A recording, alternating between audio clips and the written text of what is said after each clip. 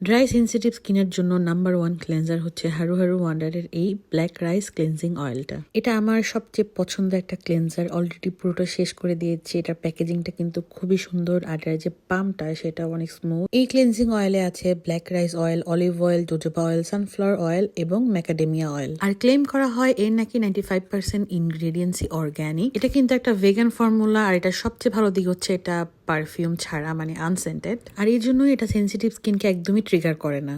এই ক্লিনজিং অয়েলটা আমি 1 থেকে 2 পাম্পের মতো নিয়ে আমার ফুল ফেসে খুব ভালো মতো মাসাজ করি, একদম জেন্টলি স্লো মোশনে। এরপর আমি আমার হাতে পানি নিয়ে আমার ফেসটাকে ভালো মতো মাসাজ করে নিই।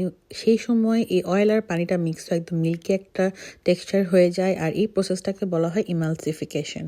It's going to remove your makeup and sunscreen gently as well as soothe your skin. It's not going to irritate your skin, does not sting your eyes, and does not damage the skin's protective barrier, and suitable even for very sensitive skin.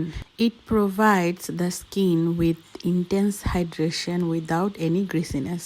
এই cleansing অয়েলটার একটাই down side যেটা আমার মনে হয়েছে, যে আমার ক্ষেত্রে যেটা করেছে প্রথম আমার স্কিনে বিভিন্ন বাম্প হয়েছে, যেটার কারণ আমার কাছে মনে হয়েছে এটা ভালো মতো ক্লিন করতো না শুধু এই ক্লিনজিং অয়েলটা। তো পাশাপাশি আমি যে ক্লিনজিং জেলটা ইউজ করতাম সেটা আমি 5 মিনিট না 2 থেকে 3 মিনিটের মতো স্কিনে রেখে দিতাম, তারপরে ওয়াশ করে ফেলতাম। এরপর থেকে আমার প্রবলেমটা ঠিক হয়ে গিয়েছে। সুতরাং আমি তো বলবো এটা একদমই নর্মাল টু কম্বিনেশন স্কিন এবং অয়েলি স্কিনের জন্য একদমই উপযুক্ত না। এটা শুধুমাত্র ড্রাই টু সেন্সিটিভ স্কিনের জন্য, এবং আমার মতো যাদের ড্রাই ফ্লেকি সেন্সিটিভ স্কিন তাদের জন্য এটা 1 নাম্বার ক্লিনজিং অয়েল হতে পারে, এটা আমি গ্যারান্টি দিচ্ছি। তো আজকে এই পর্যন্তই। আল্লাহ হাফেজ।